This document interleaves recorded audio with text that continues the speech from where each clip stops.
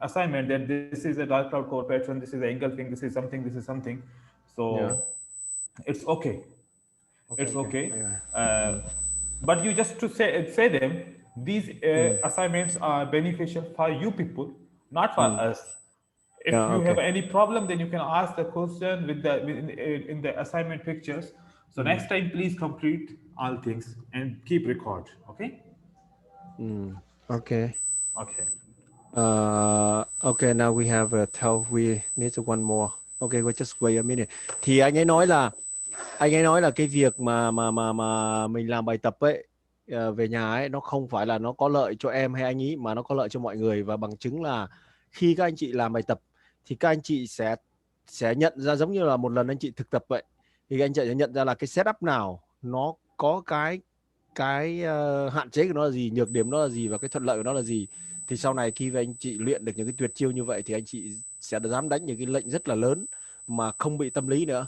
Nên cái việc làm bài tập nó rất là quan trọng, và em sẽ là người review lại các cái bài tập này của anh chị.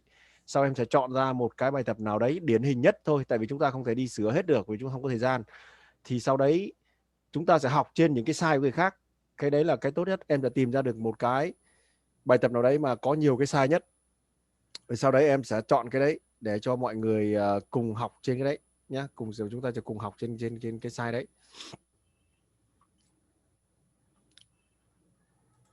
Ta còn thiếu một người nữa.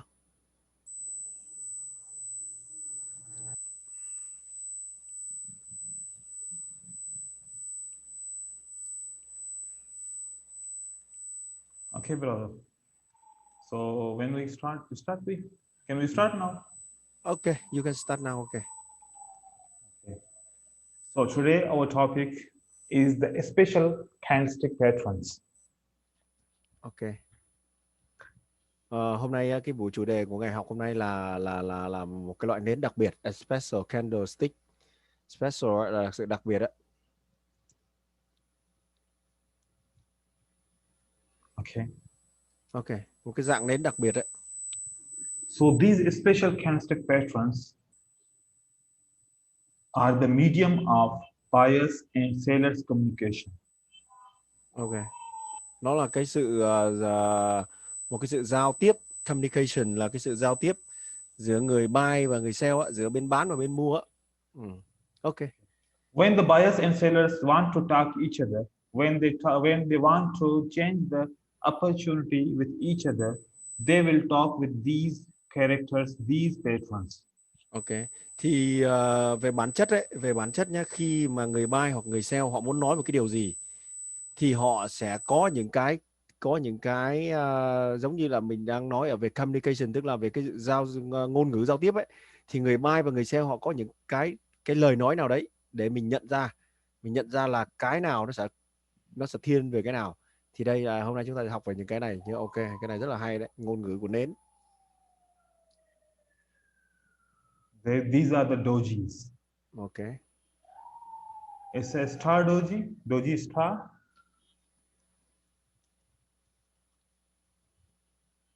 Ok. And another is dragonfly doji.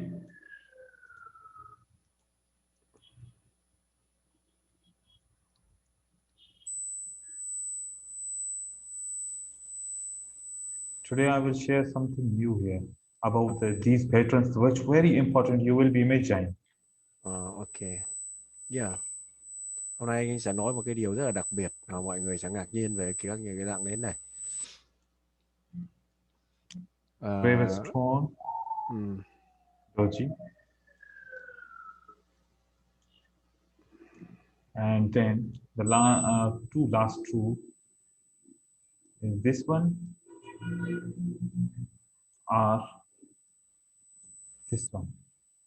Ok. It's a long ledge doji.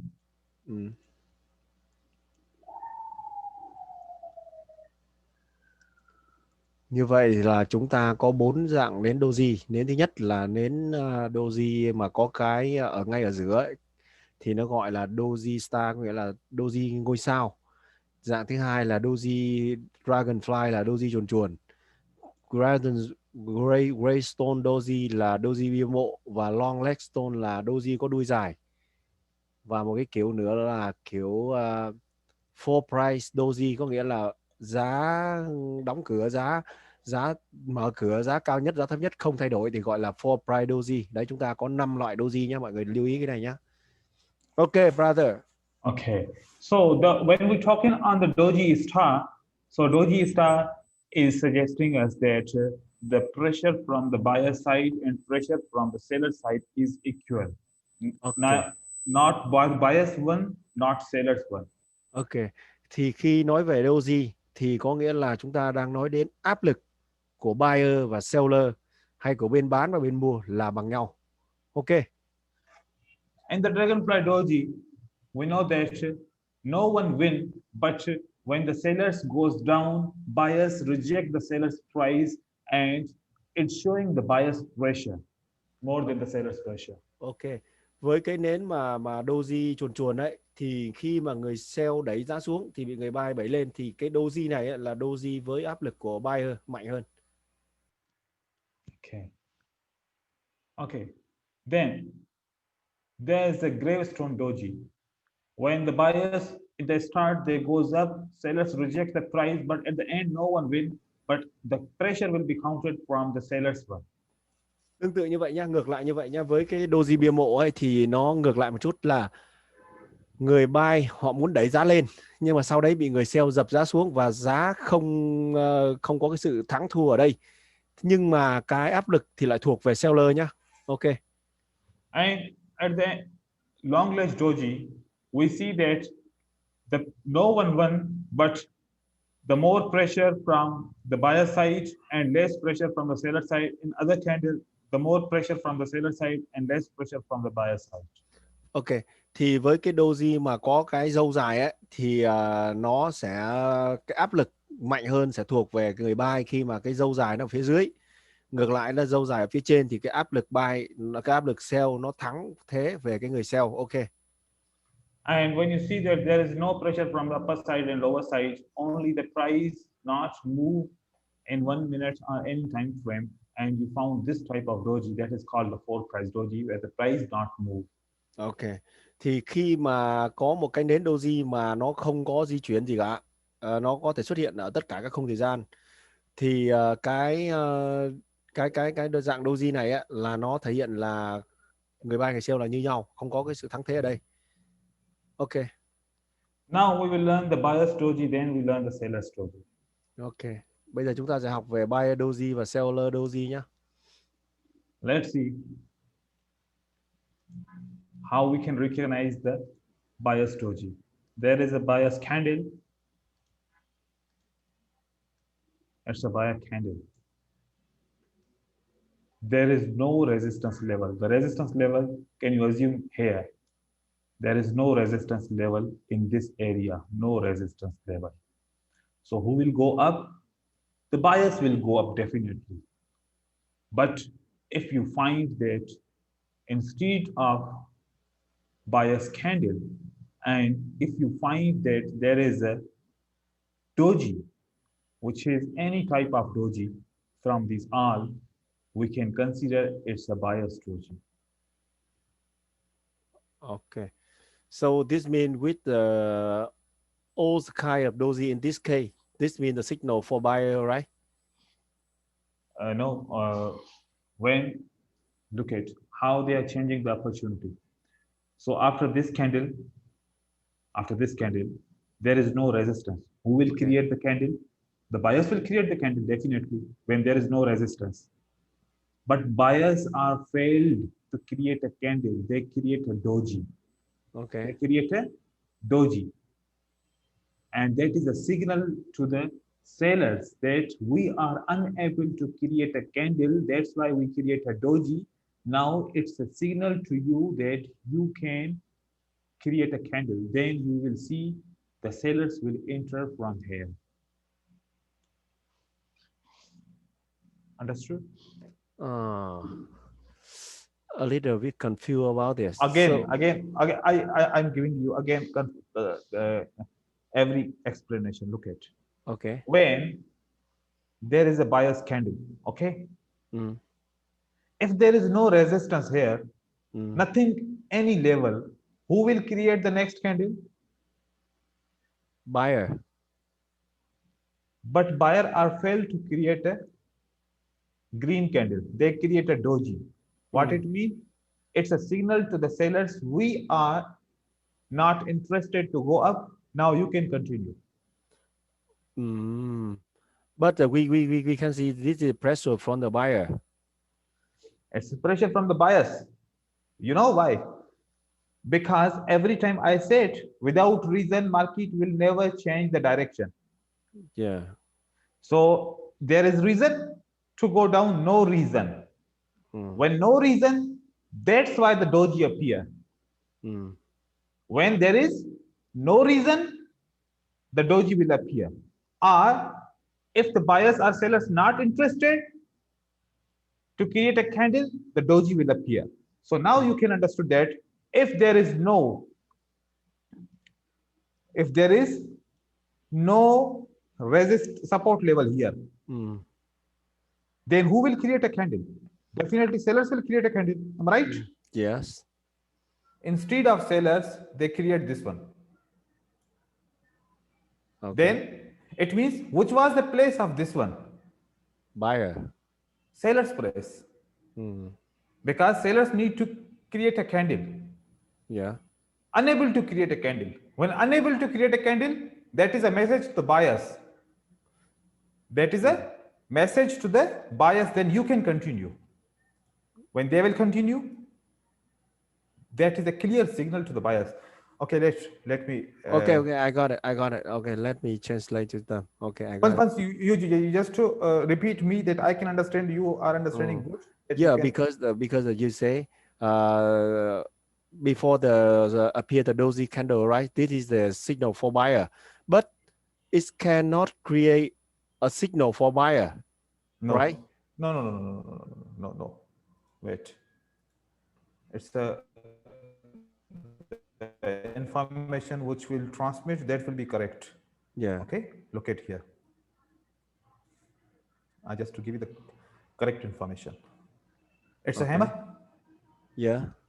On the hammer, if no, it's not a complete. Wait, I just to find the correct example that you understood.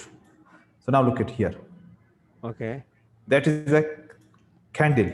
Okay, there is a gap between the round number and here. Am I right? Yes.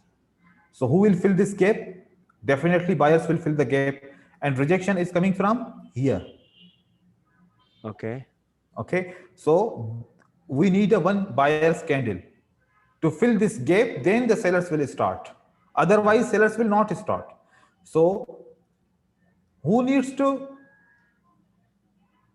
fill this gap? Buyers needs to fill this gap.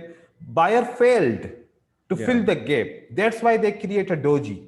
Yeah. That is a message to the sellers. Yeah. That we are unable to create a candle. You go with the sellers. Okay.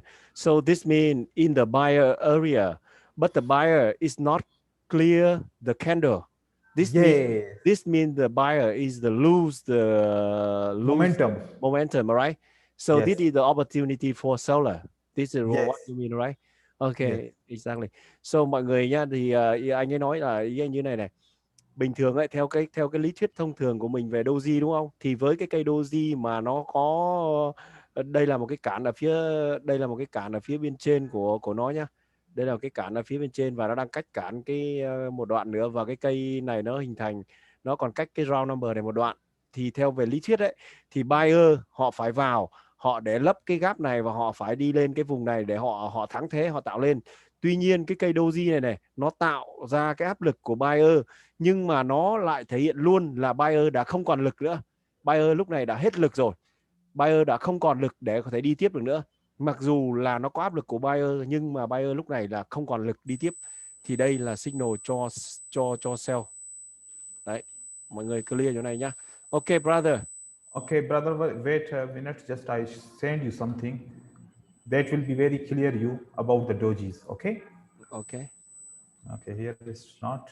Okay, I'm finding that I will send you, then you will clear more about the doji. I write one article about the on the doji. That is Ok. a clear picture of why the doji is creating, what's the reason of creating of doji. Ok, ok, ok. Thì anh ấy nói Okay, anh ấy sẽ gửi cho mình một cái bài that will báo. be Anh ấy sẽ gửi cho mình một cái bài báo mà anh ấy đã nghiên cứu về doji. Trong cái bài báo đấy nó đã giải thích tất tần tật về doji, và em sẽ xem cái bài báo đấy xong em sẽ nói lại cho mọi người chi tiết hơn để mọi người hiểu về doji. Thì đây là một cái ví dụ tiếp theo nữa này. look at here. Ok, There is no resistance level on here. ok, Do you see? There yeah, is no resistance. There is no resistance. ok. Okay, resistance is not. No resistance. Ừ. So who needs to create a candle? Buyer. Unable to create a candle. Ok, ok, I got Unable it. to create a candle, Ừ. and that is a message to the sellers.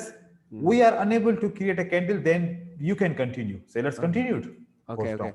Mọi người nha, mọi người lưu ý chỗ này.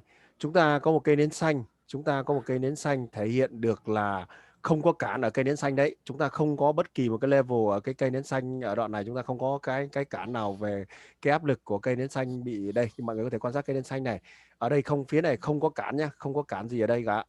Thế thì về về lý thuyết mà nói thì cái cây nến sau nếu như không có cản mà lực buy đang mạnh như thế này thì buyer phải là người tạo ra một cái cây nến xanh, đúng không ạ? Thế nhưng mà mọi người để ý cây doji này, buyer không còn lực để tạo ra một cây nến xanh nữa, mà bởi đấy là tín hiệu là buyer đã không còn lực nữa rồi. Họ nói cho mình biết một điều rằng là buyer đã hết lực rồi, và lúc này là cơ hội của seller. Vì vậy là sau cái đấy là cây nến đỏ. Ok, brother. Yes. Ok, Okay, so now here, what is this pattern? this is piercing line, right? Yes. This is a PSC line pattern. Okay. Mm. So what we need here, a retracement. Am I right? Yeah, Who will create the retracement? Sellers will create a retracement. Am I right? yeah, Unable to create a seller's candle. Message to the buyers, go. We are unable to create a candle. yeah, Got it? yeah, So if the sellers are unable to create a candle, it's a message to the buyers. Then this time we are very, very not interested to go down. yeah. We are showing the weakness. We are showing the no interest. We are showing we have no power to make a candle. So you can create a candle.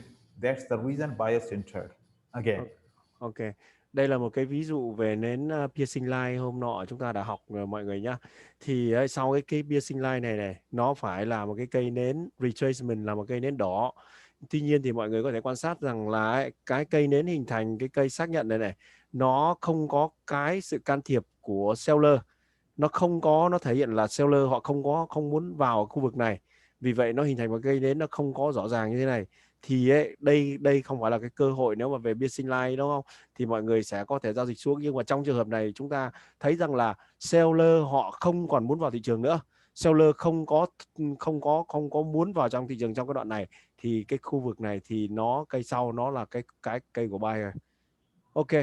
Okay, so once again we found, because it's very important, because no one knows about this doji communication. So I think that you must and everyone must knows about the doji. So look at here again.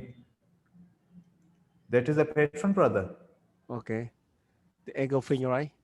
Engulfing. So after engulfing, we wait for the retracement candle. Am I Yes. right? Yes. So who will create the retracement candle? The seller, right? Unable to create the candle. The Yeah. sellers are unable to create a candle. It's a message to the buyers. You can continue. We are unable to create even a weak candle. Then you can continue. Ok. Okay. Thì đây là một cái ví dụ nữa nha mọi người nha. Thì anh ấy nói là cái việc mà cái sự gọi là giao tiếp hay cái ngôn ngữ của cái nến doji ấy nó đóng vai trò cực kỳ quan trọng, và không có nhiều người biết về cái này. Cho nên đây là một cái thứ rất là quan trọng mà mọi người phải nhớ, mọi người phải ghi nhớ. Thì trong cái kiểu nến hôm nọ mình đã học thì đây là một dạng của engulfing đúng không ạ? Sau engulfing này chúng ta đợi một cái cây, chúng ta đợi một cây xác nhận là cây màu đỏ về, đúng không ạ? Theo lý thuyết của chúng ta thì chúng ta sẽ đợi một cây xác nhận nến màu đỏ về, đúng không ạ? Thì sau đấy chúng ta sẽ giao dịch lên nếu như cây màu đỏ đấy đóng ở trên cản, đúng không ạ? Hôm nọ theo cái lý thuyết của chúng ta là như vậy, đúng không ạ? Thế nhưng mà mọi người có thể quan sát là cái cây doji ở đây, cái cây doji ở đây nó thể hiện là gì? Seller không còn muốn vào thị trường nữa, hay đơn giản hơn là không có lực của seller nữa, thì definitely có nghĩa là chắc chắn 100% là cây sau là cây nến xanh. Còn về mặt lý thuyết mà nói, sau cái cây engulfing phải là một cây retracement nến đỏ như thế này, nhưng cây doji này xuất hiện ở đây nói lên một điều: seller họ không còn muốn vào thị trường nữa, hay đơn giản là không có lực của sell ở đây, và cây sau chắc chắn 100% sẽ là cây nến xanh. Ok brother. Okay. So let's see here.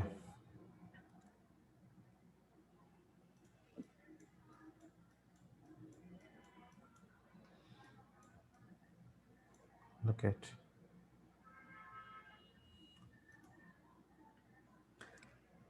That is a pattern, and this is a pattern. Okay. Yeah. So if the candle start from the closing price, it can goes up. Yes. Okay. If the candle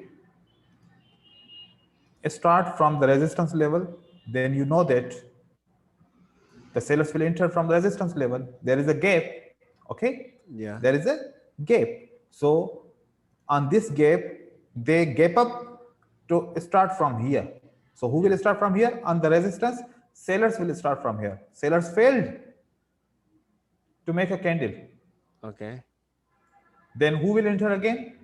Definitely buyers will enter. Am I right? Yes. Again, buyers fail to create a candle. Okay. Then if buyers fail to create a candle, who will enter? Sellers enter, and they entered, continued. Okay, got it. So đây là một cái ví dụ nữa mọi người nhé. Đây với cái nến này thì là cũng là cái nến hôm nọ mình học đấy, một kiểu nến là piercing line đấy. Thì sau đấy là một cái cây nến xanh này thể hiện là cái sự tham gia của seller. Thế nhưng mà mọi người có thể để ý này, cái cây nến này seller họ không thể tạo ra được một cây nến sell. Họ không thể tạo ra được một cây nến sell. Thì ngay sau lập tức đấy thì cái cây bên này ấy, thì là sự tham gia của người buy. Tuy nhiên tiếp tục buyer ở đây lại không thể tạo ra được một cây nến xanh mạnh, hay là không thể đơn giản là không tạo ra được cây nến xanh. Thì bây giờ ấy, không, buyer đáng lẽ về mặt lý thuyết mà nói, nếu buyer muốn đẩy lên thì buyer phải tạo ra một cây nến xanh như thế này chẳng hạn. Nhưng mà buyer đã không còn lực, hay là đơn giản là không có thể tạo ra được một cây nến xanh theo đúng cái lý thuyết của nó, thì đây là tín hiệu của seller. Cây sau là seller họ sẽ vào thị trường, bởi vì không còn cái lực của buyer, hay là không có sự xuất hiện của buyer trong cái khu vực này nữa, hay là đơn giản là nó hết lực rồi. Ok brother. So look at here. The candle break out the round number. Am I right? Yes. So after breakout, what we need? A retracement. Am I right? Yeah. So who will create a retracement here? Sellers. Yeah. Unable to create a retracement. That who will enter? The buyers will enter definitely. Ok, đây là một cái ví dụ nữa đó mọi người nhá. Đây là một cái ví dụ cũng rất là hay.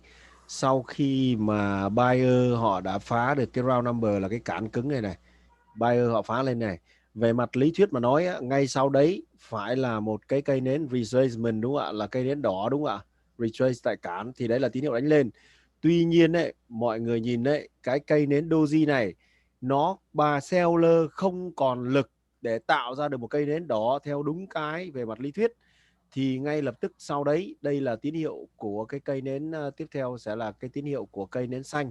Thì đây là cái cây tiếp theo của nó xanh. Hay đơn giản thì mọi người chỉ hiểu là ngay tại cái vị trí đấy, về mặt lý thuyết mà nói phải có một cây retracement, nhưng mà cái cây đấy nó lại, người sell họ không có cái sự họ không thể tạo ra được một cái cây nến đỏ, thì đấy là cái cơ hội của buyer. Ok.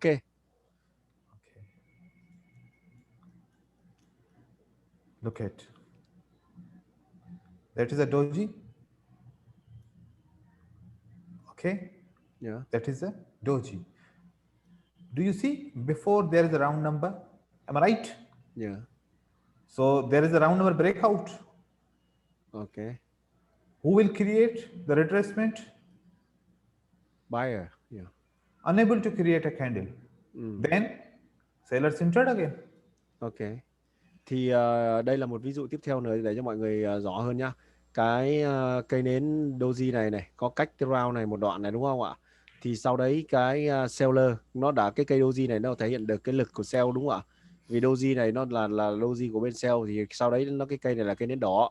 Khi cây nến đỏ này break qua cái giao number về mặt lý thuyết mà nói thì cái cây tiếp theo này phải là cây retracement là cây nến xanh đúng không ạ?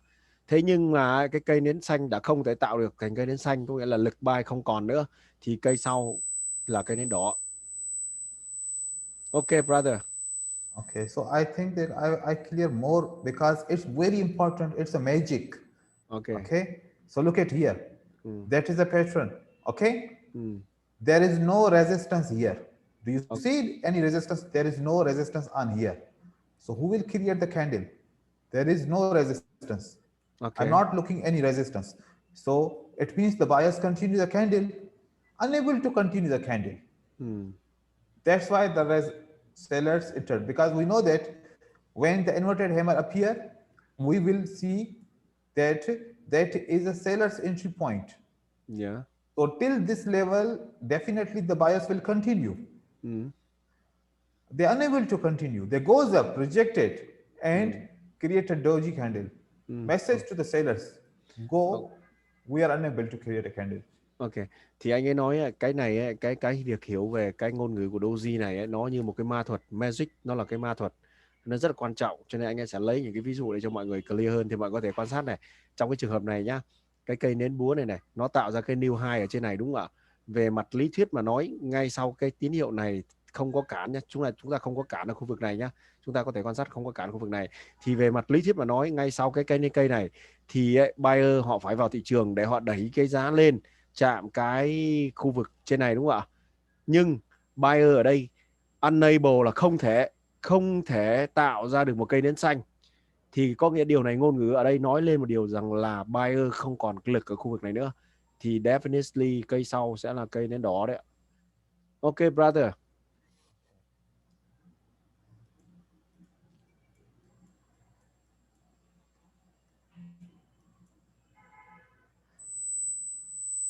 So that is a breakout of the round number. It's a breakout of this round number 1.16800. Okay. Yeah. After breakout, who will enter? Buyer. Buyer create a doji. Then who will enter? Sellers. Yeah. Unable to create a candle. Then who will enter? Buyer. That is a breakout. After breakout, we need a retracement. It's a buyer's retracement. Unable to create a candle. Seller's entry. Unable to create a candle. Definitely buyer's enter again. Ok, got it. Thì đây trong trường hợp này cũng vậy nha, mọi người để ý nha, cái cây nến đỏ này nó break cái giao number là 168,800 này là cái round number đấy. Thì ngay sau cái breakout này về mặt lý thuyết mà nói là chúng ta có buyer vào đúng không ạ? Nhưng mà buyer lúc này không vào được, buyer đã để lại một cây doji này thì không vào được. Thì cây sau phải là cây của seller, cho nên là về đến đây là chúng ta có thể sell xuống. Nhưng mà seller về mặt lý thuyết mà nói thì phải tạo thành một cái cây nến đỏ đúng không ạ? Nhưng mà lúc này seller lại tiếp tục thất thế, hay gọi là không xuất hiện seller ở đây nữa, thì cây sau là cái tín hiệu của buyer. Vì seller ở đây không còn lực nữa, hai cây này thể hiện là một cây là buyer không còn lực, cây sau seller không còn lực, thì cái cây follow tiếp theo sẽ là cây của buyer. Ok brother.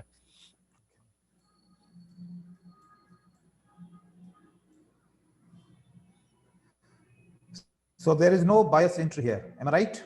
Yeah. So if there is no bias interest on this candle, then who will enter? Again, sellers will enter.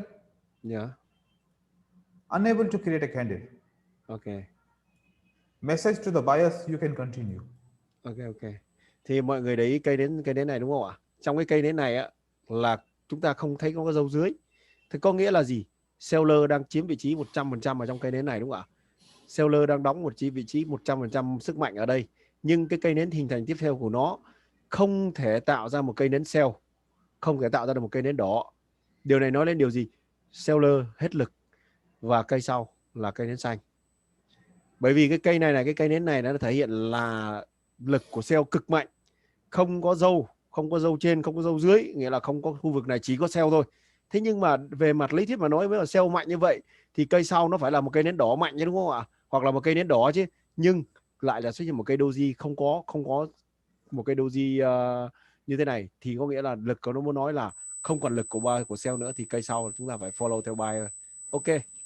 Okay, so after that, now we understand that how the buyers and sellers changing their opportunities with the doji candle communication. Ok. Thì bây giờ mọi người đã hiểu về cái gọi là cái ngôn ngữ giao tiếp của cây doji ở buyer và seller, đúng không ạ?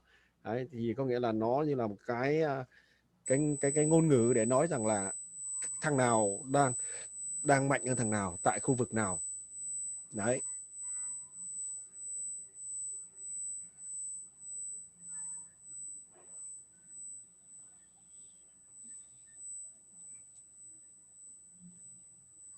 Between the two buyers candle, if doji appear, that will be called the seller's doji.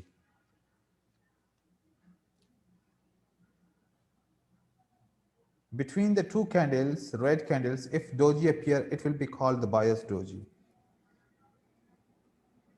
Because it's a buyer's candle, unable to create a candle, that's why it's a doji. Yeah, but brother, as your example, right? When is unable to create the green candle, so next candle is must be the red candle, right? But Okay. why in this case? Look, I will clear. I will clear about this one. Okay. Okay. Okay. No problem. Look at here. Mm. I will just clear. Look at.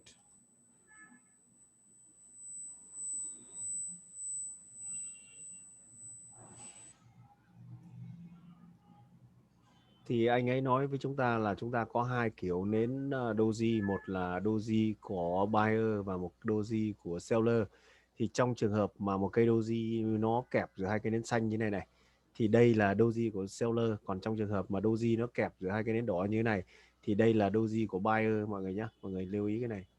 Giờ anh em có hỏi là tại sao lúc nãy mày nói với tao là khi mà cái cây buyer này nó không còn lực nữa thì cây sau phải là cây nến đỏ, mà trong trường hợp này mày lại vẽ ra cây nến xanh, thì ông ấy nói là bây giờ ông sẽ giải thích cho em tại sao. Ok. Look at. This candle closes on the resistance level. Okay. After resistance level, then sellers will enter on the resistance level, definitely. Okay. Sellers unable to make a candle. Okay. That's the reason buyers again enter. Okay. The sellers closed on the support level, buyers unable to create a green candle. That's why again sellers enter. Okay, got it. So this means this is a difference between the S and R, right? Last time it's no effect by S and R, but in this case it effect by the S and R, right? I'm just giving you the concept to understand the seller's doji candle and buyer's doji candle. Okay. Đấy thì giải thích trong cái trường hợp này tại sao lại như vậy, bởi vì ấy, chúng ta có vừa mới học lúc nãy là chúng ta không có cản, đúng không ạ? Nhưng mà nếu mà tại đây có cản, và về mặt lý thuyết mà nói, khi mà tại cản như thế này thì sau đấy nó phải tạo ra một cây nến đỏ, bởi vì cặp cản mà, nhưng mà lại không thể tạo ra được một cây nến đỏ mà chỉ tạo ra một cây doji thế này, thì cây sau tín hiệu là của buyer. Và trong trường hợp này ngược lại. Như vậy chúng ta chỉ cần phân biệt là chúng ta có hai dạng nến doji, là doji của buyer và doji của seller. Thì trong cái trường hợp mà cây nến doji kẹp giữa hai cây nến xanh á, thì đấy là seller doji. Còn trường hợp kia là của buyer doji. Ok. So now here there is no support level. Okay. The doji appear. There is no support level. When there is no support, definitely the sellers need to enter. Unable to enter, that's why the buyers entered again. Okay. There is no resistance level, so the buyers need to create a candle. Unable to create a candle, that's why the sellers enter. Ok, thì đấy, cái mà em vừa mới nói với mọi người là cái trường hợp mà mình vừa mới lấy ví dụ ấy ạ. Thì trường hợp thế này này, chúng ta thấy này, chúng ta không có cản, đúng không ạ? Thì ngay sau chúng ta không có cản thì phải là một cây nến đỏ, đúng không ạ? Nhưng mà cái lực của seller họ không còn nữa, thì bây giờ là cái cơ hội của buyer, cho nên ngay sau đấy là một cây nến xanh. Còn trường hợp này cũng vậy thôi, trường hợp bên này cũng vậy. Về mặt lý thuyết mà nói không có cản, mà sau cái cây nến xanh mạnh như thế này phải là một cây nến xanh tiếp theo, đúng không ạ? Nhưng mà nó lại xuất hiện một cây doji không có thể tạo ra được một cây nến xanh. Điều đấy muốn nói lên một điều là buyer họ không còn muốn vào thị trường nữa, thì là đấy là tín hiệu của cây sau sẽ là cây seller. Ok. Okay, in this doji place, any type of doji can appear out of 5 dojis. Ok. Thì chúng ta có 5 cái nến doji đúng không ạ? Thì 5 cái cây nến đấy xuất hiện đều có cái vai trò và ý nghĩa như nhau, như trong trường hợp này. Ok. Okay, so now we are going to identify the doji pressure, and in the doji, the pressure is coming from the buyer side or pressure is coming from the seller side, and Yeah. how the reversal is happening in the market. Ok. Đấy, chúng ta bây giờ đi vào từng loại doji ấy để xem cái áp lực buy, cái áp lực sell, và sau how làm thế nào đấy để doji nó chạy ở trên thị trường ấy.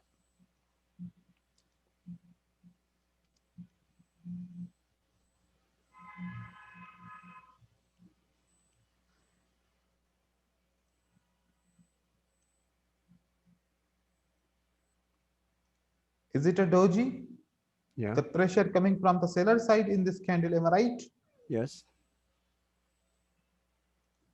This candle break this doji level, am I right? Yeah. When if there is a seller's pressure, any green candle will break the doji, the next candlestick will goes down.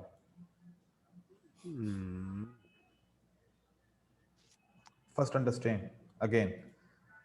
In this doji, which is the pressure coming from? Seller.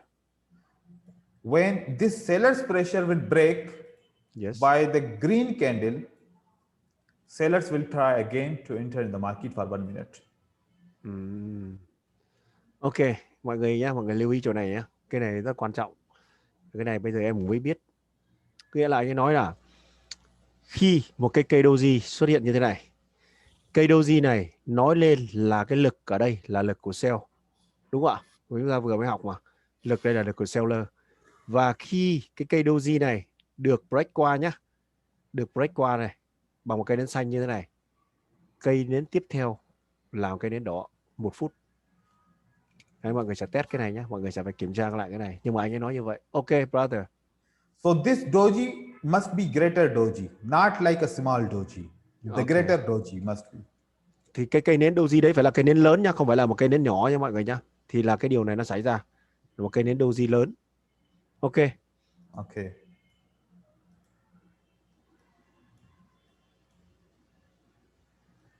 So look at here. There is a doji. Okay.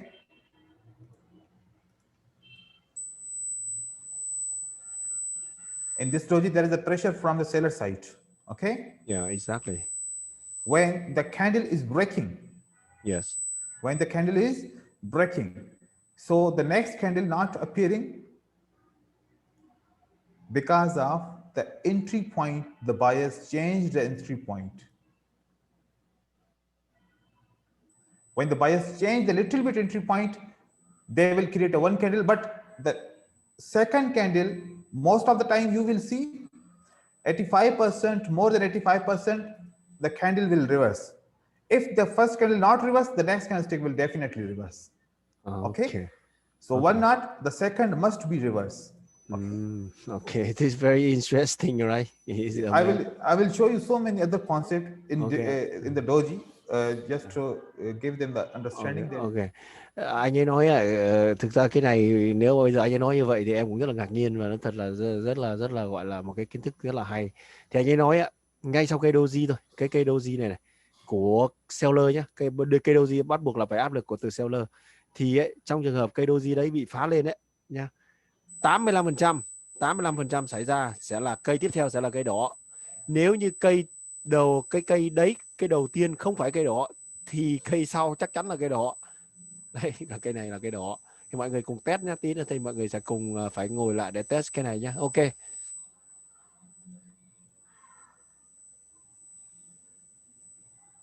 In this doji, which is pressure coming from? sellers. Seller, yeah, exactly. When the seller's doji will be breaking, the next Yeah. candlestick goes down. Ok. Thế trong trường hợp này thì mọi người nhìn là cái trường hợp này rất là chuẩn luôn này. Sau cái cây nến doji này đúng không ạ? Nó phá lên, nó phá qua cây sau nến đỏ. Anh ấy nói tới 85% nó đúng rồi mà. 85%. Ok.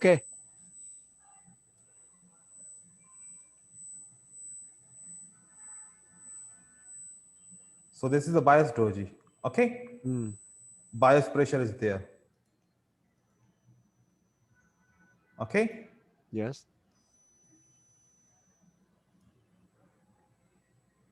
Is it working as a support? Yeah.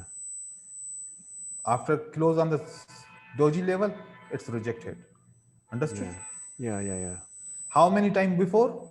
After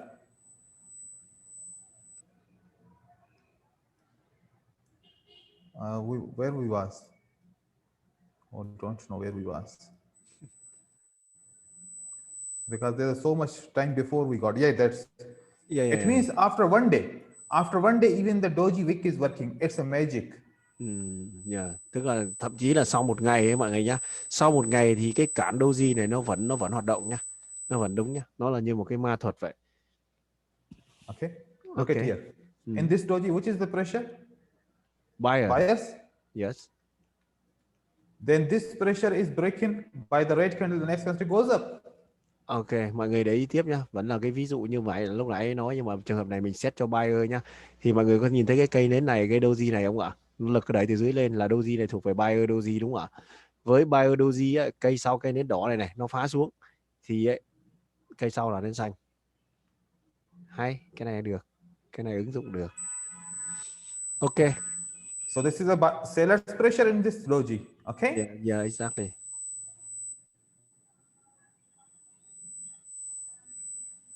When it breaks, okay? Yeah. It breaks. You see that they change the entry point. Yeah. From here to here, they change the entry point. That's why bias goes up, but the next candle goes down. Okay. So this means in the case of they change the entry point. Then the buyers will create one candle, then again the sellers will enter. Ok. Mọi người nha, mọi người lưu ý nha, cái này rất là hay này. Có nghĩa là gì? Khi mà cái cản doji này là cái cây doji thuộc về seller này bị phá lên bằng cái cây nến xanh này đúng không ạ? Thì về mặt lý thuyết chúng ta vừa mới học là cái cây sau cây phá lên đúng không ạ? Phải là cây nến đỏ đúng không ạ? Có nghĩa là cây này là cây nến đỏ. Nhưng mà anh ấy nói ấy, nếu như mà cái người buy và người sell ấy họ tạo ra một cái gap ở đây, mọi người có thấy không ạ? Cái giá mở cửa của cái giá đóng cửa của cây nến xanh này đáng lẽ là cái cây tiếp theo ấy là nó phải mở cửa từ ở đây, từ cái vị trí này nó mở cửa lên đúng không ạ? Nhưng nó đã tạo ra một cái khoảng gap. Cái khoảng gap này mọi người nhìn thấy không ạ? Đây là bình thường là nó phải tạo ra cái cây nến như này đúng không ạ? Sau cái giá mở cửa của cái cây, giá đóng cửa của cây này thì cây tiếp theo phải là nó phải hình thành như thế này thì mới đúng. Thế nhưng mà khi nó bị nhảy gap như thế này ấy, thì cái cây đấy sẽ là cây nến xanh, ngay sau cây đấy thì sẽ là cây nến đỏ luôn. Đấy. Ok. Okay. So here.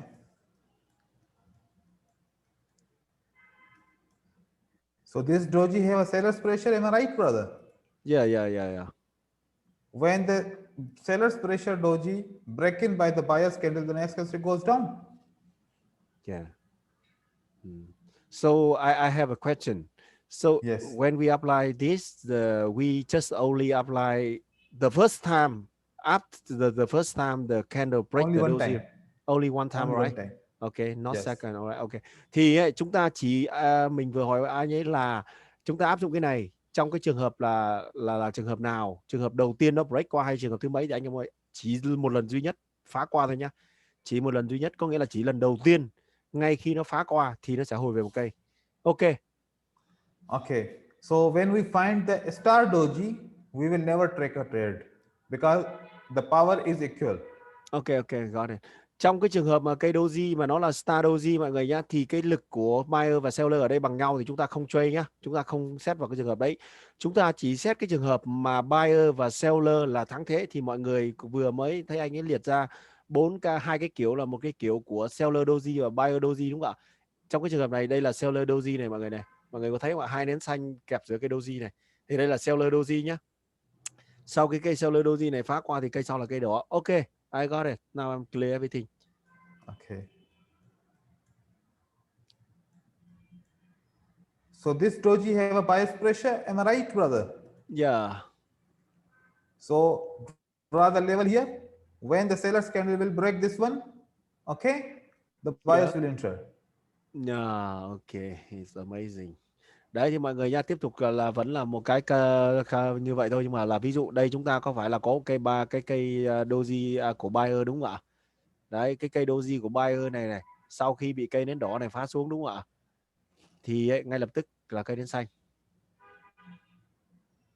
Ok. Okay. So now this is a seller's pressure doji, am I right, brother? Yeah. When this candle will be broken by the buyers, the next candlestick will be the red one. Look at. Okay. Đấy thì trong trường hợp này cũng vậy thôi, đây là một cây doji của seller nhá. Thì sau khi nó phá qua này, mọi người nhìn này, cái nó phá qua này, ngay lập tức nó sẽ chạy về cây nến đỏ này. Này. Okay. So now here, what we got? The bias doji, the bias pressure here, okay? Okay. When you find the candle broken, if it's a Marubozu candle, don't trade. Okay? Because there is no interest of the buyers in upper side, no interest from the lower side. You know that they will never follow because it's a strong candle from the seller side, and this candle made a evening star. Yeah, exactly. So it's already a bearish pattern, already a bearish candle. So this time it will never follow because there is no sign of the bias in this candle. We don't find any bias active point. If the bias are active here, definitely they will enter. They entered but failed because of the pattern. Okay. Okay. Let me explain, this is very important. Anh ấy nói nhá, trong trường hợp này này, cái cây doji này là cây doji của buyer đúng không ạ? Nhưng cái cây nến phá của cái cây doji này là một cây Mazabuzu và không có dâu trên, không có dâu dưới. Thì đúng ạ, không có dâu trên, không có dâu dưới. Và khi đấy thì cả cái chùm này này nó hình thành một cái mô hình là Morningstar. Thì với cái dạng nến như thế này ấy, thì cái cây sau á, chúng ta không trade được cái trường hợp này. Chúng ta không áp dụng được cái trường hợp này trong cái trường hợp này nhá. Với nến Mazabuzu nhá, mọi người bỏ cái này ra. Còn nếu như cái cây nến đỏ này được hình thành mà là có cái lực của buyer đây này, thì definitely là cây sau á, là sẽ là một cây nến xanh ạ. Nếu như chúng ta có được cái cây nến xanh hay một cây nến đỏ có cái lực đẩy lên như thế này, thì cây sau có khả năng là cây nến xanh. Nhưng mà bởi vì trong trường hợp này là cái cây Mazabuzu thì chúng ta bỏ nha. Như vậy thì tổng kết lại là chúng ta đơn giản như thế này cho hiểu. Chúng ta không dùng trường hợp này trong nến. Cái cây nến phá vỡ qua cây doji là một cây Mazabuzu, chúng ta không dùng. Ok.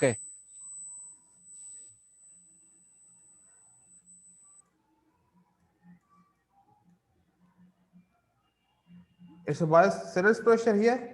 Okay. Yeah. And doji closed on the resistance level. The bias candle closed on the resistance level. That's why the sellers enter here. Okay. Ok. Đấy thì đây nữa một ví dụ nữa cho mọi người. Thì đây là cây doji áp lực từ seller đúng không ạ? Cái cây doji này là áp lực từ seller. Thì khi mà cái cây này nó đóng tại cản lại, cái cây nến phá lên nó đóng tại cản, thì cây sau cây đỏ này, mọi người để ý cây này này. Đấy. Okay, it's a seller's pressure, it's a seller's pressure, okay? Yeah. We draw here and we draw here. So when we see it's working or not.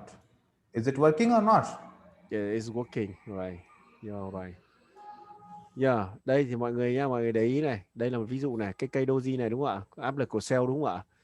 Cái cây nến xanh này đúng không ạ? Phá qua cây doji mình vừa mới cái kẻ đây đúng không ạ? Cây sau, cây nến đỏ. Đấy, ok.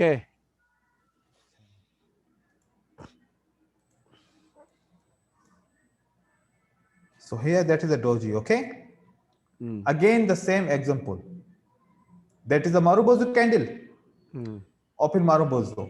That's why the buyers entered because there is no rejection from the seller here. Ok. Đây là một cái ví dụ mà nó sẽ sai đây mọi người. Nếu mọi người áp dụng máy móc là bị sai đây này. Nếu mà mọi người vẫn cứ áp dụng máy móc là cứ vượt qua doji là cây sau là nến đỏ là mọi người bị sai đấy. Thì bởi vì anh ấy nói cái cây phá qua này này là cái cây Mazabuzu. Thì cái cây Mazabuzu này là tín hiệu, đấy là tín hiệu chúng ta không có dâu trên thì chúng ta không thể đánh được seller, nên là trường hợp này chúng ta không có đúng. Ok. So I think now we finish here. Okay. About the doji, everyone asks from them, are you understand everything about the doji reversal and doji understanding other all these things? Ok. Mọi người có hiểu hết chỗ này chưa nhỉ? Nếu mà mọi người hiểu hết cho em số 1 nhá. Mọi người hiểu hết cho em lên số 1. Còn nếu mà mọi người chưa hiểu thì mọi người đánh câu hỏi lên cho em. Vì chúng ta đi học, chúng ta chắc chắn phải hiểu được hết tất cả những cái kiến thức chúng ta được học. Bởi vì nếu mà chúng ta không hiểu thì chúng ta coi như đang mất tiền. Và em thật là với cái mức phí mà ông ấy thu, mà ông truyền dạy những kiến thức này thì em thấy là nó rất là rẻ luôn. Ok, có một bạn hỏi sàn không có doji trắng thì sao? Cái câu này thì thực ra thì mình nghĩ mình trả lời được. Sàn nó không có doji trắng nhưng mình có thể nhìn vào đấy mình xác định được cái lực là của buyer hay seller, đúng không ạ? Thì khi mà mình đã xác định lực của buyer seller thì mình biết được cây đấy là cây doji của buyer cây seller thì mình vẫn áp dụng được. Nhưng mà các bạn cứ đánh số lên đi. Những ai tất cả các bạn clear hết thì cho mình số 1. Chúng ta mới có được 1 2 3 4 5 6 7 thôi, 7 số thôi. Vậy chúng ta không biết là những người kia thế nào nhỉ? Sau đấy mình sẽ hỏi cái câu của Thắng nhá. Chúng ta mới 7 số 1, 8 số 1. Chúng ta còn 4 số nữa. Chị Thúy Tiên ok. Vậy chúng ta còn hai ba người nữa. 1 2 3 4 1 2 3 4 5 6 7 8 9 10 người. Vậy là còn một người nữa chưa hiểu. Ai chưa hiểu bài Nhâm à? Ok.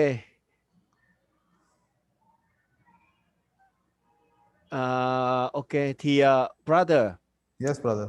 They have one question, just one question, and all of them they understand about your teaching, but they have a question Yes. about the doji, because they are not trade only on the IQ option, they are trade in the other broker, but with the other broker they are not appear the doji like in this case. Okay. So how we can recognize which one is a doji, the buyer, or which one is the doji depend on the seller? Okay.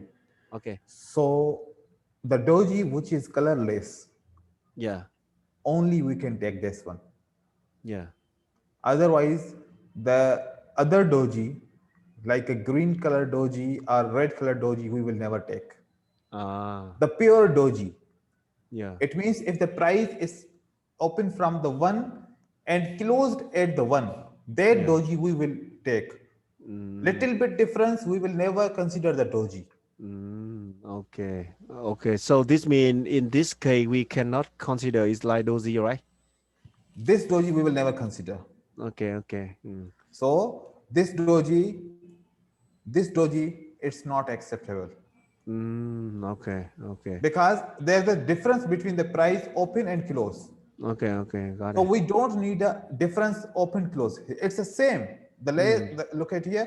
So when I just to make a mouse cursor, look at here. The open and open and high open and close is the same. No difference in the change. Okay. That is the doji. Okay, I got it. Đấy, thì trả lời câu hỏi của Thắng nhá. Ông ấy nói như này, chúng ta chỉ trade cây doji khi mà cái giá của cây doji đấy là không đổi nhá, có nghĩa là doji trắng ấy, nói nôm na là doji trắng ấy. Còn nếu mà doji, mình có hỏi ông ấy là doji trường hợp xuất hiện như thế này thì có trade, ông bảo không, những cái trường hợp này chúng ta không đánh, bởi vì cái giá mở cửa và giá đóng cửa của nó đã khác nhau rồi, chúng ta không trade được. Chúng ta chỉ trade những cây doji mà giá mở cửa và giá đóng cửa của nó không đổi, và chúng ta xác nhận được cái lực là thuộc về buyer hay seller thì chúng ta trade. Thắng clear chỗ này không nhờ? Clear cho mình số 1 nhá. Ok, vậy không còn thắc mắc gì, chúng ta chuyển qua chỗ khác, chuyển qua cái khác nhá. Ok brother, you can go to next topic. Okay. So the next topic is that the upper and lower wick of the doji we can consider as a support and resistance level. You can take the strong support and resistance level. It's a very reliable. Okay. Like this one. Okay. So upper, lower. So it's act as a resistance, act as a support. Okay. Already I cleared, yes. Thì cái này thì chúng ta đã được học rồi, chúng ta đã được nói hôm nọ về cản doji rồi, thì giá cao nhất, giá thấp nhất của cái cây doji đấy sẽ là cản. Ok. Okay, so now that is another way to trade the doji. Okay, so if you see the doji, the open close price is the same. If close above the support level, the buyers can enter. If there is a difference in a support and resistance level, there the sellers will continue. It will be called as a continuation doji. Okay. Ok. Thì trong cái trường hợp này này mọi người có thể quan sát này, chúng ta có hai cái doji đều là doji star. Nhưng mà một cái trường hợp ấy mà cái doji mà nó đóng ngay tại cản đấy, tức là cái doji, cái giá mở cửa nó đóng ngay tại cái cản đấy, thì cái đấy là tín hiệu của cây sau là cây call. Còn nếu như mà cái nó đóng dưới cản, nhá, thì nó đóng, tức là cái nó còn cách cản đó, chưa đến cản đó, thì cái cây tín hiệu đấy là tín hiệu của doji tiếp tục nhá, là cây sau sẽ là của seller trong trường hợp 1 đấy. Ok. Okay, so same for here. Same for here. Resistance level is above, closing price is below, so the sellers will enter. If there is a gap, then the support and resistance level, definitely the buyers will enter. Okay. Ok, thì ngược lại cũng vậy thôi mọi người nhá. Nếu như cái cây doji này nó đóng ngay ở dưới luôn cái cản này, nó đóng luôn cái giá đóng cửa của nó ngay ở dưới cản này, thì cây sau sẽ là cây nến sell, cây nến của seller. Còn nếu mà nó đóng như này, nó còn cách cản một đoạn, nó gap này, thì cây sau sẽ là cây của buyer. Ok. But tell them this way is not a good way to trade the doji. The doji can be traded with the logic which I already teach you in a reason why the doji appear. If you understand the reason of the doji, then you can trade. Otherwise, sometimes this support and resistance levels are not working well. So that's why I gave you the concept about how to understand the doji, and then we can trade the doji. Ok, thì anh ấy nói nha mọi người không nên áp dụng cái này, bởi vì nó có thể đôi lúc có thể đúng, có thể không đúng. Bởi vì ấy, về cái bản chất của doji ấy là anh đã vừa mới nói cho mọi người rồi. Chúng ta đã được nói về bản chất của cây doji ở phía trước rồi đúng không ạ? Chúng ta hiểu được lý do tại sao mà seller hay buyer họ không thể tạo ra được một cái cây nến xanh hay cây nến đỏ, thì chúng ta giao dịch thì chúng ta đánh như vậy nó chắc hơn. Còn chúng ta không hiểu về bản chất của doji, chúng ta chỉ áp dụng một cách máy móc là chúng ta thấy doji đóng tại cản, chúng ta đánh lên hoặc đánh xuống, thì cái đấy anh ấy nói là nó không phải lúc nào cũng đúng nhá, mà nó không phải là cái cách đánh tốt, và không phải là một cái cách đánh cho cái xác suất cao. Mà mọi người nên áp dụng cái cách mà mới vừa ở cho cái phần 1 anh ấy và em đã nói với mọi người ấy, có nghĩa là chúng ta hiểu được cái ngôn ngữ của cây doji đấy muốn nói là lực buy và lực sell còn hay không, thì lúc ấy chúng ta giao dịch nó an toàn nhất nhá. Ok brother. Okay, now we are moving on. Okay, on the next topic. Today, now the topic is morning star and evening star. Thì cái chủ đề hôm nay ấy, thì chúng ta sẽ học về nến morning star và evening star, tức là sau hôm hay sau mai đấy.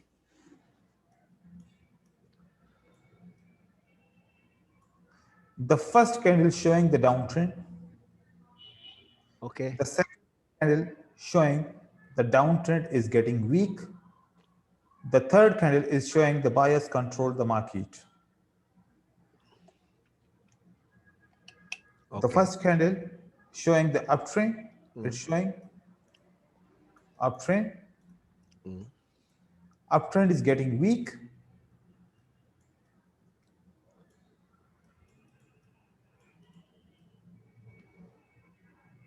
Getting weak. Okay. Okay. Sellers control the market. Okay. This is the meaning of the morning star and evening star. Ok, đây là cái khái niệm về morning star và evening star mọi người nhé. Thì trong cái downtrend, người sell họ không tạo ra được cái cây nến sell tiếp theo nữa, mà tạo ra một cây doji như thế này. Sau đấy cây thứ ba là cây nến xanh phá lên như thế này. Thì đây là mô hình morning star. Còn mô hình ngược lại thôi thì nó là evening star. Ok. Okay, so the candle number 2, it can be any weak candle from the any side. Yeah. From the buyers or sellers, it can be any weak candle. Okay. Like this candle, you can find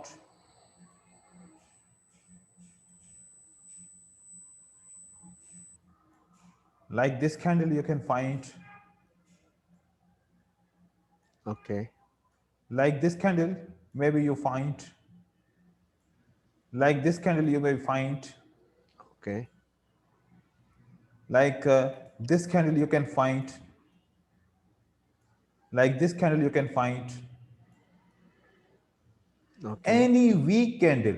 Okay, I got it. Okay. Với cái nến số 2 mọi người nhá, mà chúng ta chia làm 3 nến này, 1 2 3 này đúng không ạ? Thì ấy, cái cây nến số 2 này nó nằm trong bất kỳ những cái trường hợp nến yếu nào dưới đây này đều là tính là cây nến số 2 nhá. Okay. Okay, so I gave you the example, the kinds of the morning star. Okay. Okay. So that is very important because there's no any one kind of morning star. There are so many kind of morning star. Yeah. So sometimes you will find this candle. Yeah. Sometimes you will find this candle. Sometimes you find the first one, this candle. Sometimes you will find this candle. Sometimes this candle. Okay. Sometimes you find the doji. Yes. Sometimes you find this one candle. Sometimes you will find this candle. Sometimes you will find this candle.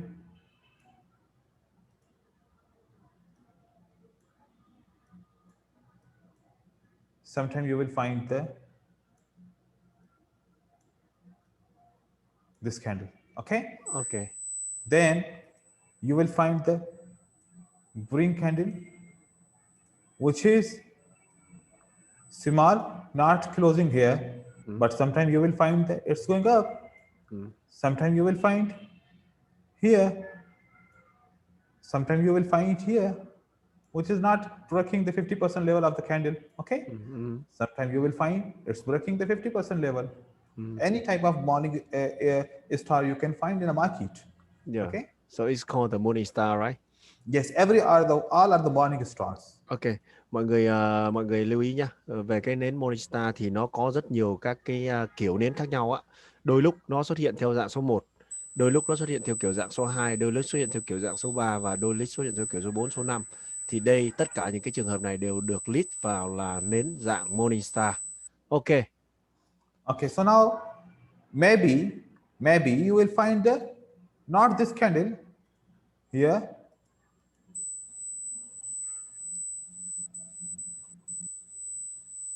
Maybe you find this candle.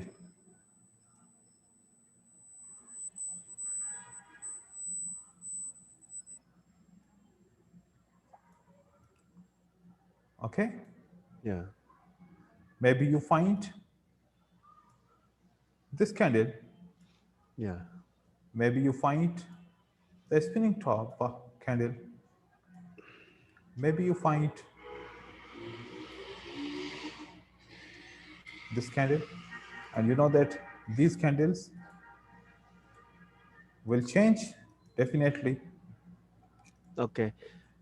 Okay, you can continue. You can Okay. continue. Thì đấy mọi người nhá, mọi người cũng như vậy thôi. Để về cái kiểu dạng nến morning star hoặc evening star ấy, thì nó có rất nhiều các cái kiểu nến khác nhau á. Đôi lúc nó xuất hiện dạng nến số 1, đôi lúc nó xuất hiện dạng nến số 2 và dạng số 3, số 4, số 5. Thì đấy cũng đều được list vào là nó là morning star, và ngược lại thì nó là evening star mọi người nhá. Có nghĩa là nó không phải là nó lúc nào nó cũng như cái hình vẽ mà cái hình anh ấy đưa 2 cái hình lên đâu, mà nó sẽ biến dạng ra rất nhiều kiểu. Một trong 5 cái dạng như trên đều tính được vào là evening star và morning star. Ok. Okay, sometimes if you find this one,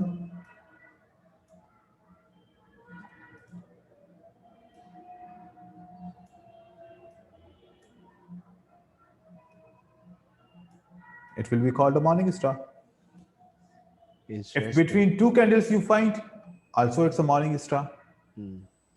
Đấy, và đôi lúc nữa mọi người nhá, đôi lúc mọi người sẽ xuất hiện cái dạng như anh ấy vừa mới vẽ đấy thì vẫn tính vào nó là morning star nhá. Ok.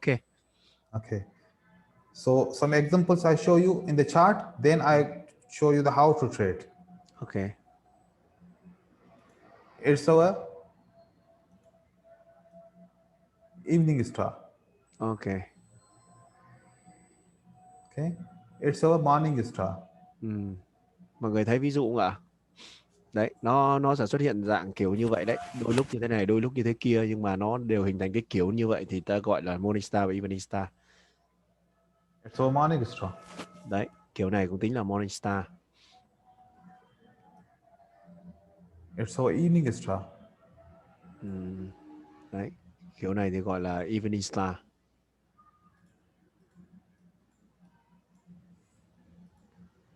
A morning star. Đấy, kiểu này là kiểu gọi là kiểu gần giống với kiểu mẫu này, morning star. A morning star. Ok. A evening star. Đấy, kiểu này evening star. Okay. Okay, I got it. I think they understand everything about this. Mọi người hiểu hết chỗ này không nhỉ? Hiểu hết cho em số 1. Mọi Okay. người phải So nắm now được nhá. look at here.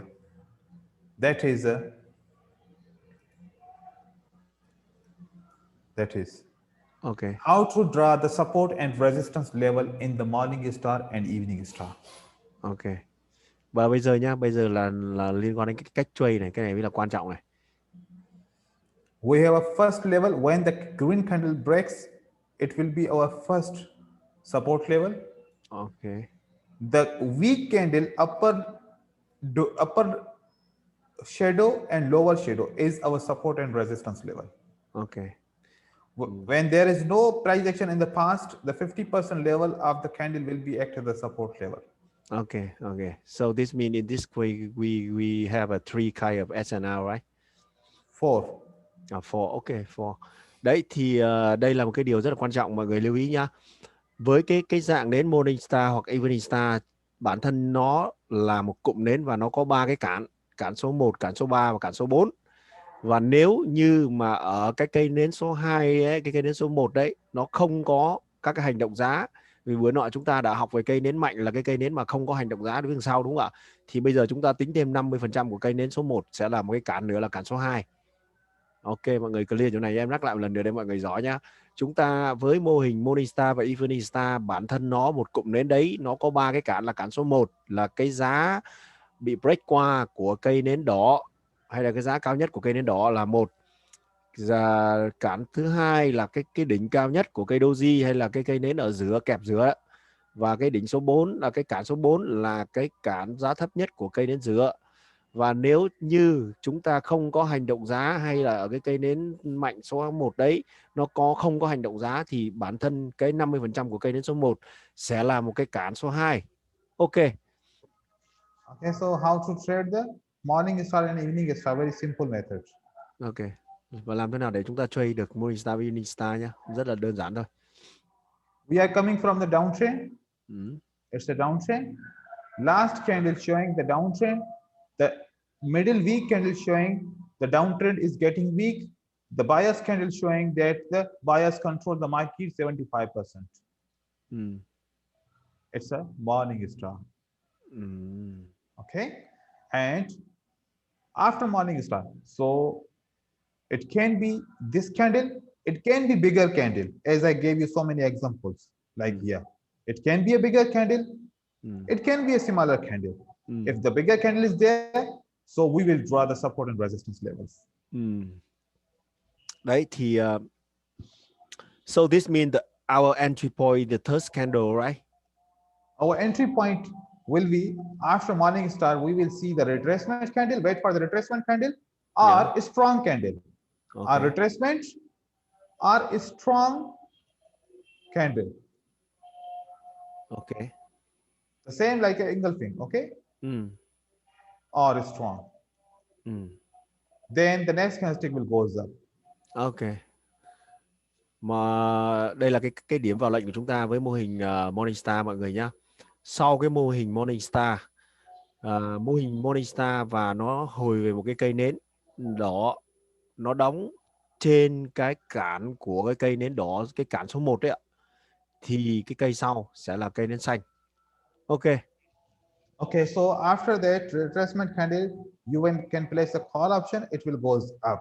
Okay. And then you will see uptrend. Last candle of the uptrend is showing the uptrend. The uptrend is getting weak, create an evening star. Wait for the retracement. After waiting the retracement, market touches the retracement, respecting the retracement level, and then market will move down. Ok. Đấy thì tương tự nha mọi người nhá, với cái mô hình evening star cũng vậy nhá. thì khi mà nó xuất hiện mô hình evening star và cái cây nến đỏ xác nhận hình thành cái mô hình evening star đấy, và sau cái cây nến đỏ đấy là một cây retracement và phải đóng trên cái giá đóng cửa của nó phải nằm dưới, trong trường hợp này là nằm dưới cái cản số 1 trong mô hình của cái evening star, thì bây giờ cây sau sẽ là cây nến, chúng ta giao dịch sẽ là cây nến sau cây retracement. Ok. Okay, so after evening star, market will create a trend, and now I gave you an example here. Okay. So from here we can start. So also we can consider it's an evening star. Okay. Yeah. Đấy, đây cũng được xem xét là một cái mô hình evening star mọi người này. Vừa nói đấy, rồi nó có hai cây nến là kẹp giữa ấy.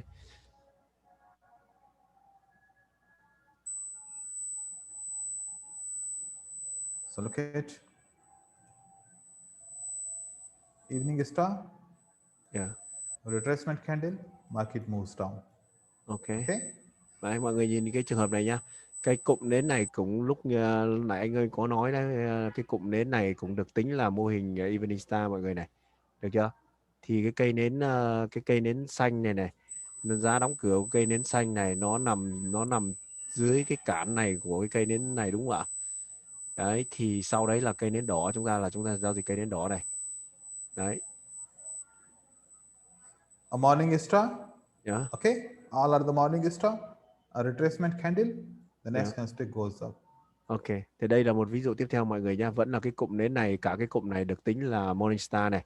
Sau cây nến xanh này là một cây retracement. Cái cây retracement này nó đóng giá đóng cửa trên cái đường của cái cản này, đúng không ạ? Thì sau cây nến đấy là cây nến xanh. Ok.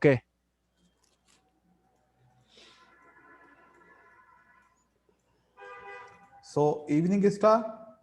Yeah. No retracement, market moves up. Weak candle. It's not a strong candle. Even if it's a strong candle, then we can continue. It's not a strong candle, it's a weak candle. That's why buyers entered. Okay. So this evening star failed. It's called the evening star fail, right? Yes. Thì ông ấy nói là cái trường hợp này là một trường hợp là evening star fail ấy, có nghĩa là cái mô hình này nó hình thành nhưng cái cây retracement này nó không thể hiện được cái lực của seller vào, và nó có cái sự ấy ở dưới, rút dâu ở dưới này, thì cái mô hình này chúng ta không giao dịch cái mô hình này. Ok. Okay. So here.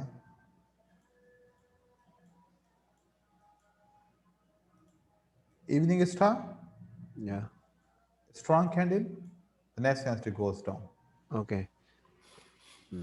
Đấy thì đây đây là trường hợp ví dụ cho cái trường hợp đấy, là cái cây retracement nó thể hiện được cái lực sell rõ ràng này, thì cái cây sau của nó là cái cây nến đỏ. Evening star. Yeah.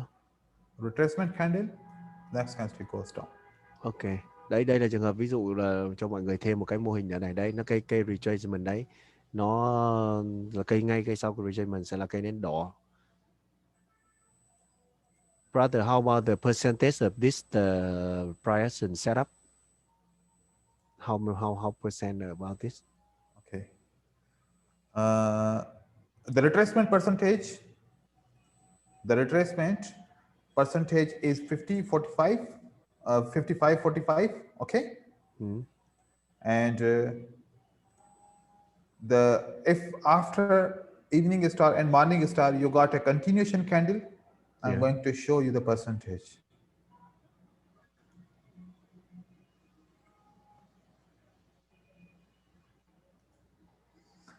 The morning star and evening star is a very perfect pattern. So if you got a morning star, then spinning top, hammer, inverted hammer, or hammer. Yeah. So the next candlestick will goes up definitely. Okay. Yeah. And same for the evening star. If you found,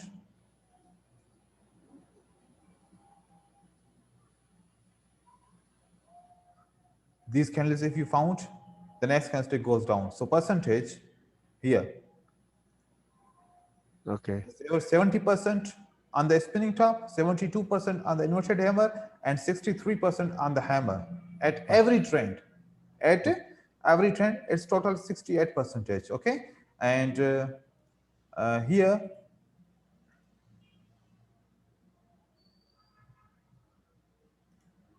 evening star after screen top 84%. Evening star after inverted hammer 87%. Hammer pin bar 74. It's a total 78. So this evening star after, if you see, it's a more percentage. Evening star is the most stronger patron in the all patrons. Okay, let me translate to now. Okay. Thì theo như cái tổng kết cái nghiên cứu của các cái nghiên cứu của anh ấy từ rất nhiều các cái trường hợp khác nhau á, thì anh ấy tổng kết ra với mô hình Morningstar ấy, thì nó cho cái phần trăm tỷ lệ nó với nến là spinning top là hơn 70% như mọi người vừa thấy, và với inverted hammer hoặc là cây hammer á, thì nó cho cái phần trăm nó ít hơn.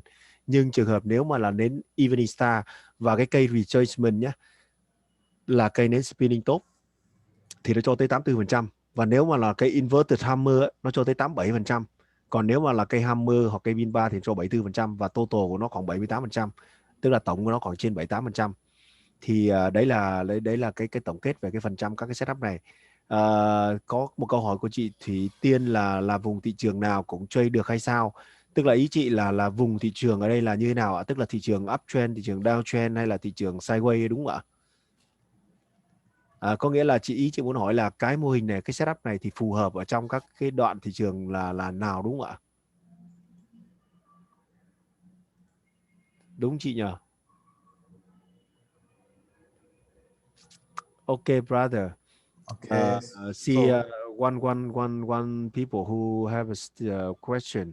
Yes. So they say because as you know, in the markets we have a three kind of the markets: uptrend, downtrend, and sideways, right?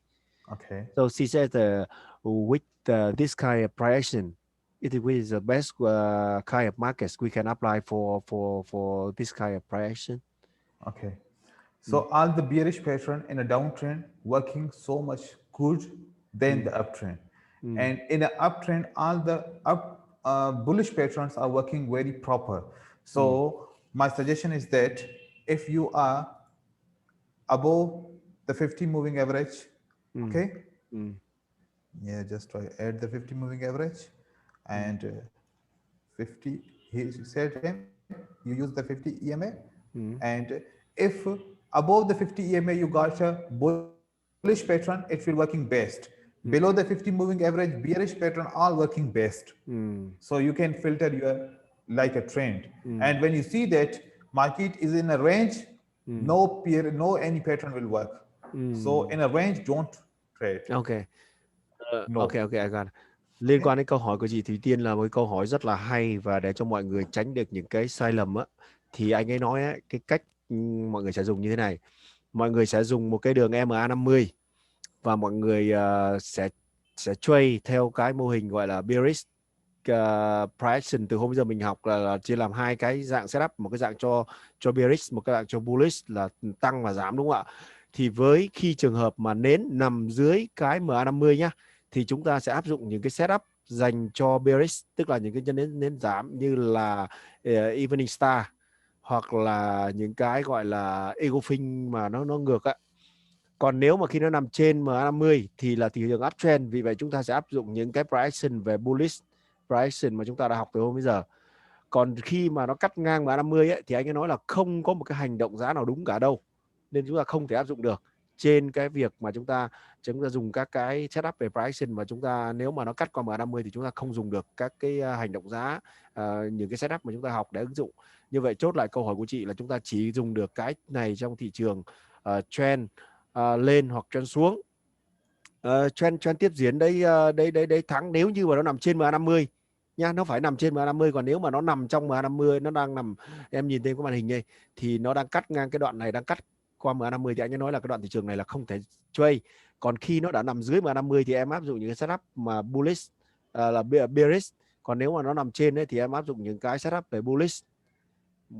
Thắng có clear chỗ này không nhờ? Chị Thủy Tiên đã có rõ chỗ này cho em số 1 ạ.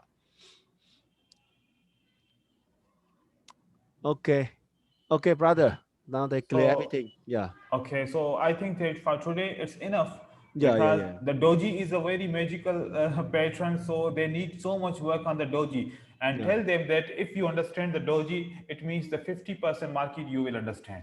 So doji is very important. I researched doji on minimum 1 year because I know each and every doji how it's working, and doji is my perfect pattern, and it's a believable pattern, trustable pattern.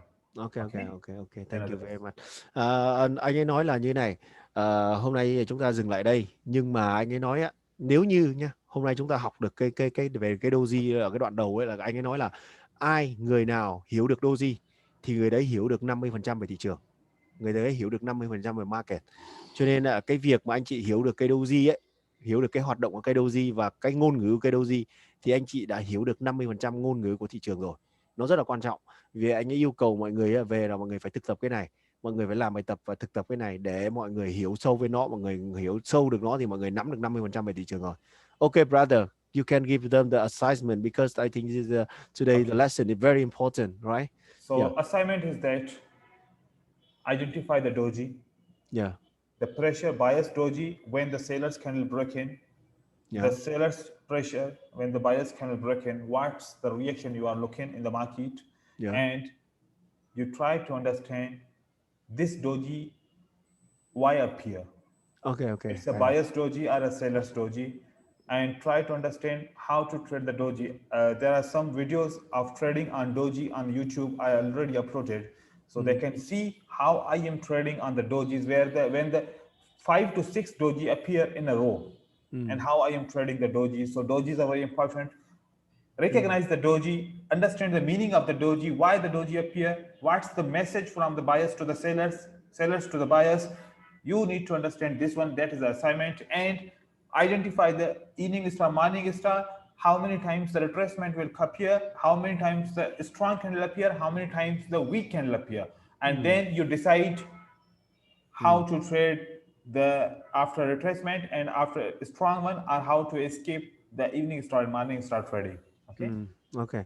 Thì và anh ấy nói là mọi người phải về, mọi người tìm cho em khoảng tầm 5 cái setup về cái doji cho buyer nhá, doji cho seller, và mọi người cũng làm thành một cái file như hôm nọ. Mọi người tổng kết lại cho em và mọi người cũng tìm cho em những cái setup như vậy với Evening Star và Morning Star. Mọi người bắt buộc phải làm cái việc đấy, bởi vì khi mọi người làm cái việc đấy thì mọi người sẽ nhận ra là cái chỗ nào mình trade được và chỗ nào mình phải bỏ qua, skip là bỏ qua ạ. Và anh ấy cũng có nói là anh ấy đã up những cái video về anh ấy trade về doji như thế nào ở trên YouTube rồi, rất là nhiều. Thì mọi người phải lên, mọi người có thời gian thì mọi người lên lấy mọi người xem để mọi người hiểu cái cách anh ấy đánh về doji. Nhưng anh ấy nói là cái việc mà hiểu được ngôn ngữ của cái nến doji nó cực kỳ quan trọng, nó rất là quan trọng, và nếu mà ai hiểu được nó thì người đấy sẽ làm chủ được thị trường, và người đấy sẽ sau này trade rất là đơn giản. Thì cái việc làm này nó rất là quan trọng, nên em hy vọng một lần nữa là những ai tuần trước chưa làm bài tập thì phải làm cho em, và những ai mà đã làm bài tập tuần trước rồi thì rất là tốt. Và em tin rằng những người làm bài tập là những người mà đã hiểu sâu hơn về những cái bài học, em chắc chắn một điều như vậy. Và anh chị tiếp tục cứ follow theo cái hướng dẫn của em đi, em tin rằng sau khóa học này mọi người sẽ lột xác về những cái kiến thức của mọi người về price action đấy, chứ không phải đơn giản đâu. Cho nên là rất là tuyệt vời. Đấy thì okay brother, today thank you very much for your teaching, and I'm so lucky to know you. Actually, from the bottom of my heart, I would like to say thank you for coming to my line, being my friend and my brother and also my teacher. Thank you. Thank you. It's a common, brother. I'm just spreading my knowledge that what I learned from many years. So that is a truth about the binary option, how we can understand the market the proper way. When we understand, everything is easy to understand, everything is easy to train. So still there are so many secrets, so many truths. So we will reveal in this course, and everyone knows about everything. Don't worry. And at the end, everyone will be inshallah profitable. Okay. Thì anh ấy nói là sau cái khóa, tức là anh ấy đã dành ra rất nhiều cái thời gian để nghiên cứu ra rất nhiều các cái kiến thức, những cái bí mật hay những cái sự thật ở trong cái binary option, và còn rất nhiều thứ nữa mà chúng ta sẽ được học trong cái khóa học này.